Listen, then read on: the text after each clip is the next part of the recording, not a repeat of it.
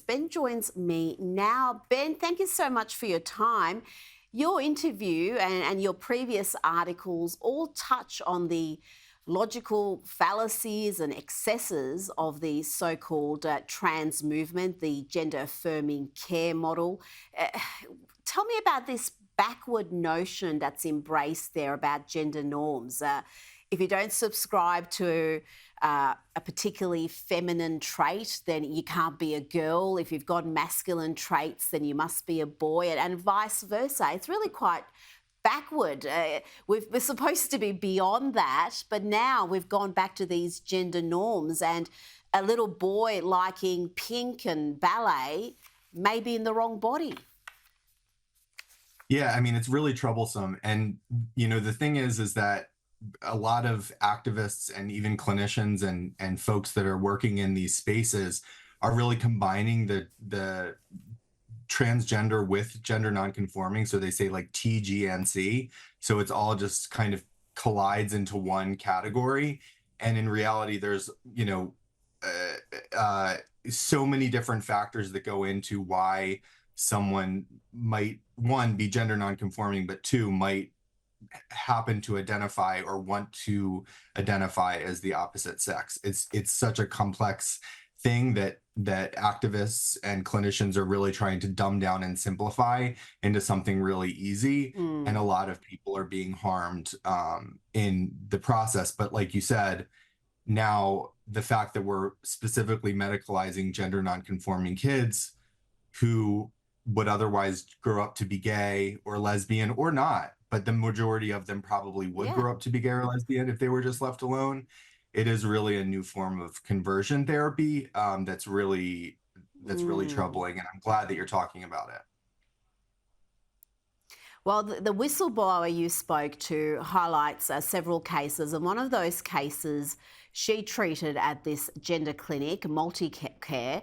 The patient was a 13-year-old girl, had an abusive mum, had sexual assault history, terrible case, had all sorts of mental health issues like depression, PTSD, anxiety. She was on the spectrum, she had autism.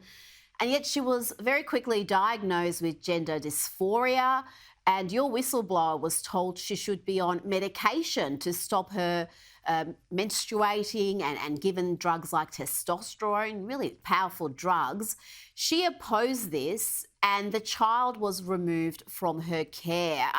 I do wonder just how widespread this issue is. How many of these gender confused kids have got all sorts of other mental health issues or traumas in their past, and they're getting this diagnosis that is supposed to be the answer to all their prayers. I mean, we know that it is pretty widespread. I mean, the numbers have dramatically increased in recent years, especially since about 2013 or 2014. The numbers of young people identifying as trans and going to gender clinic has skyrocketed. However, the amount of gender clinics has also skyrocketed. So, there we went from one to well over 100 in about I don't know 15 years. So now, obviously, they're being reversed, and some of them are being shut down in the U.S. After legislation is closing them down. But it is a widespread thing, and there are a lot of other factors that go into why someone would want to identify out of their sex, especially for young girls.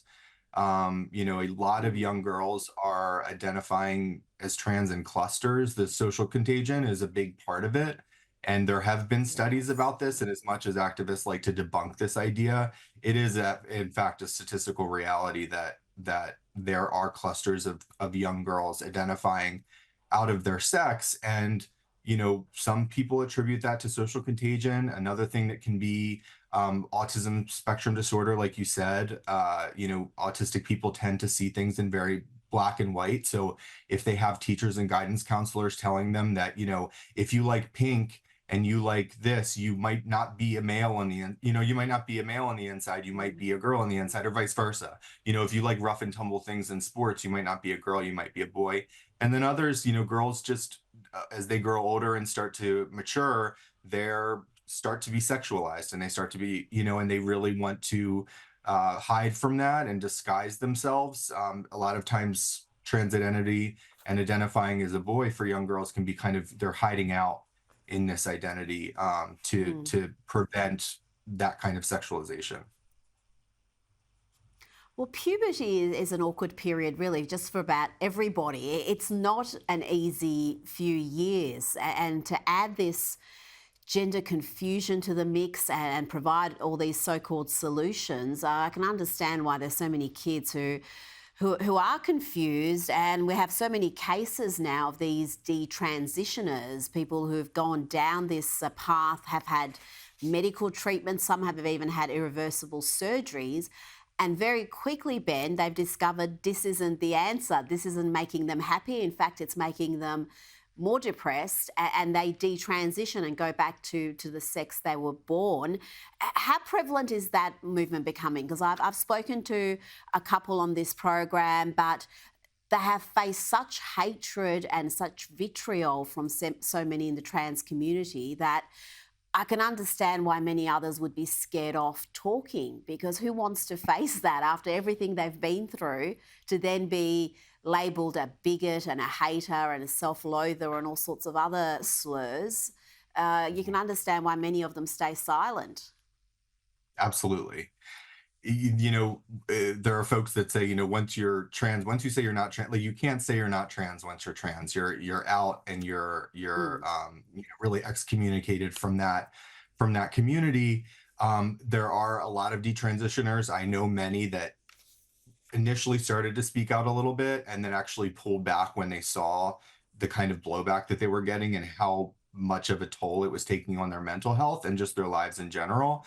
You know, for me personally, like I know trans adults who are happy with their decision to transition, and I know a lot of trans adults who are unhappy. And what really changed Mm. my perspective a lot, besides learning about the history of trans medicine, which is that, speaking of adolescent transition, I mean, initially all of the first young cohort, about 60, I think it's 61 or 62 out of the 70 young people between 2001 and 2008 in Amsterdam, in the Netherlands, in Amsterdam, where this practice really started, 62 were homosexual. So it is really Mm. about medicalizing kids who are same-sex attracted. Gender nonconformity is super common in childhood, especially for people who grow up to be gay and lesbian.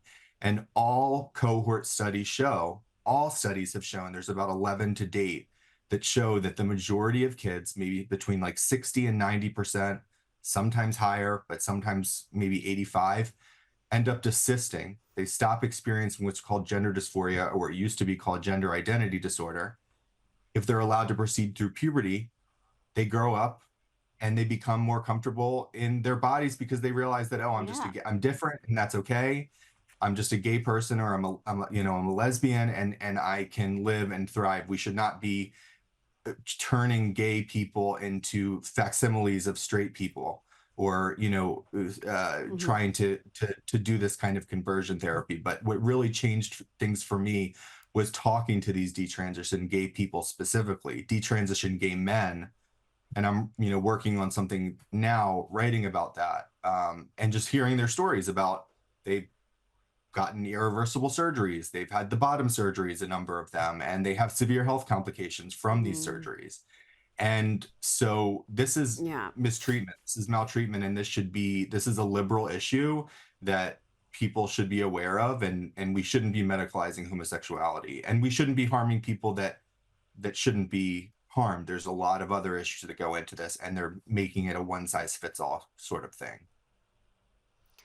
Absolutely, and we saw that with the revelations from the WPATH files, the World Professional Association for Transgender Health. Just shows how little science is really behind this ideology and movement. And you mentioned there some of the consequences of these surgeries, people losing sexual function, people becoming sterile, and making those decisions when they're very young and not really understanding the full impact. You're doing amazing work, Ben. We look forward to your new book, and thank you so much for your time tonight. Thank you so much for having me. I appreciate it.